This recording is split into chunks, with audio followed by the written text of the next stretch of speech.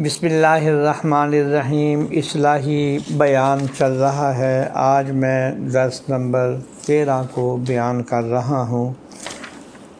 حضرت سہل بن سعد رضی اللہ تعالیٰ عنہ سے روایت ہے کہ رسول اللہ صلی اللہ علیہ وسلم کی خدمت میں ایک شخص حاضر ہوا اور عرض کیا، یا رسول اللہ، مجھے کوئی ایسا عمل بتائیے کہ جب میں اسے کروں تو اللہ بھی مجھ سے محبت کرے اور لوگ بھی مجھ سے محبت کریں۔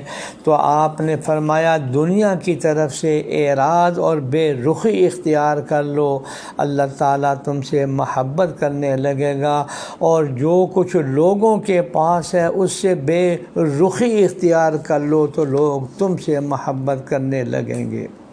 زہد کا لفظی معنی ہے کسی چیز سے بے رغبت ہو جانا، اور دین کی اصطلاح میں زہد کا مفہوم یہ ہے کہ آخرت کے لیے دنیا کی لذتوں اور مرغوب چیزوں کی طرف سے بے رغبت ہو جانا اور عیش و عشرت کی زندگی ترک کر دینا۔ حضرت صلی اللہ علیہ وسلم کے ارشادات اور عمل مبارک سے اپنی امت کو زہد کی ترغیب اور تعلیم دی۔ حقیقت یہ ہے کہ دنیا کی محبت اور چاہتی آدمی سے وہ سارے کام کراتی ہے جن کی وجہ سے وہ خدا کی محبت کے لائق نہیں رہتا۔ اس لیے اللہ کی محبت حاصل کرنے کا راستہ یہی ہے کہ دنیا کی چاہت اور رغبت دل میں نہ رہے۔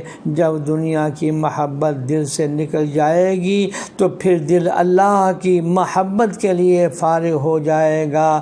پھر اللہ کی اطاعت اور فرما برداری اتنے خلوص کے ساتھ ہوگی کہ وہ بندہ اللہ تعالیٰ کو محبوب اور پیارا ہو جائے گا۔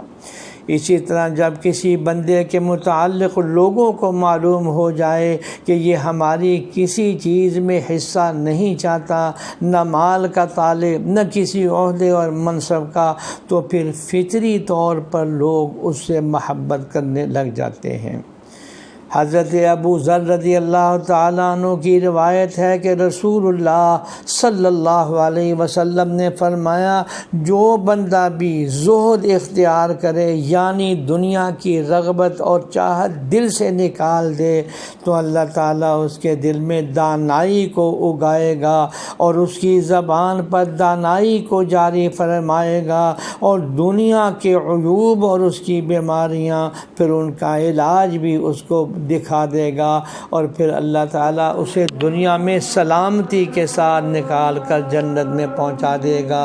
اللہ جل شانہ ہم سب کو صحیح فکر آخرت نصیب فرمائے، آمین یا رب العالمین۔